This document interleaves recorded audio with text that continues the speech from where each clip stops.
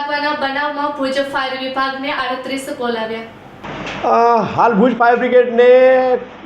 April મહિનાની અંદર કુલ 38 call મળેલા છે કે જે અંતર્ગત ગ્રામ્ય વિસ્તાર, ભુજ શહેર વિસ્તાર અને ગાડીઓની અંદર આગ લાગવાની ઘટના, પછી મકાનની અંદર આગ લાગવાની ઘટના તથા એસીની અંદર આગ લાગવાની ઘટના બનતી હોય છે કે જે અત્યારે ભુજ ફાયર બ્રિગેડને એપ્રિલની અંદર 38 કોલ આગના મળેલા છે। એપ્રિલ મહિનો તો હજી એમ સમજો હજી તો પૂરો થવાને હજી એક દિવસ બાકી છે, ત્યાં સુધી અમને અત્યારે કુલ 38 કોલ મળેલા છે। જેવી રીતે કહીએ કે અત્યારે ખૂબ તાપ પડી રહ્યો છે, હવે એ તાપની અંદર જે આ લોકો જે ખાલી બોટલો હોય પાણીની ભરેલી કદાચ ફેંકી દેતા હોય, પ્લસમાં કાચની બોટલો હોય કે જેના ઉપર સૂરજનો તાપ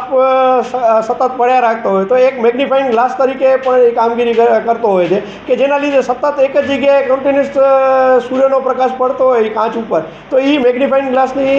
ઉપર સૂર્યના તાપથી આગ લાગી શકે। હા, અત્યારે કહું છું ને કે જેવી રીતે કે હજી તો આપણો ગરમીની શરૂઆત થઈ છે કે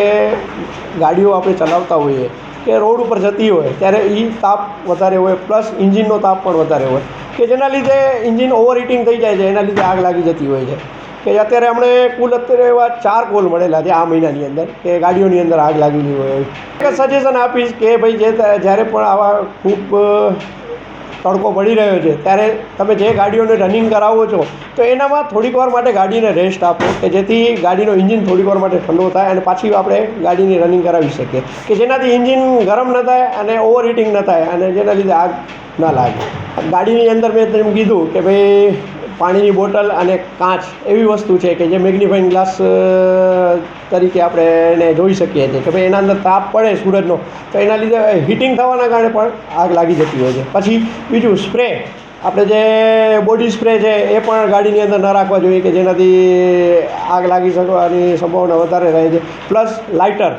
કે જે અમુક જણા જે સ્મોકિંગ કરતા હોય તો ગાડીની અંદર લાઇટર પણ રાખતા હોય છે, તો લાઇટર પણ એક આગ લાગવાનો મુખ્ય સ્ત્રોત ગણી શકાય।